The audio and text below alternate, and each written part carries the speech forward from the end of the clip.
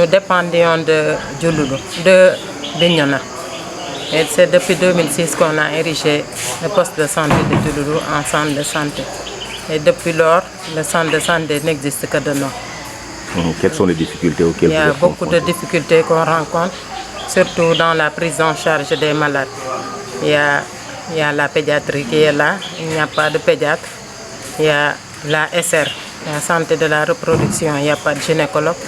L'odonto, c'est prise en charge des dents et des caries et tout. Il n'y a pas d'odonto, il n'y a pas de technicien. Ophtalmologie, il n'y a plus d'ophtalmologue. Les gens qui ont des problèmes d'yeux sont référés à Ziguinchor. Donc, au niveau de la prise en charge de la tuberculose, on a vu la recrudescence de tuberculose. Et on n'a pas de salle d'isolement pour les malades. Et des agents de santé ont même été contaminés par cette maladie. Donc, il y a toujours le centre de santé refaire à Ziguinchor. Et si les malades pouvaient être pris en charge dans le centre de santé, ce serait une bonne chose. Donc vous voyez que dans cette salle d'attente qu'on a, donc c'est tous les malades qui viennent avant de faire le tri. Les malades se concentrent dans cette salle d'attente. Donc ceux vont chez le médecin, d'autres chez l'assistant social, les autres chez le CDT qui fait la prise en charge des cas de tuberculose. Donc le temps qu'on fait les barres, donc déjà le malade est en contact direct avec les autres malades.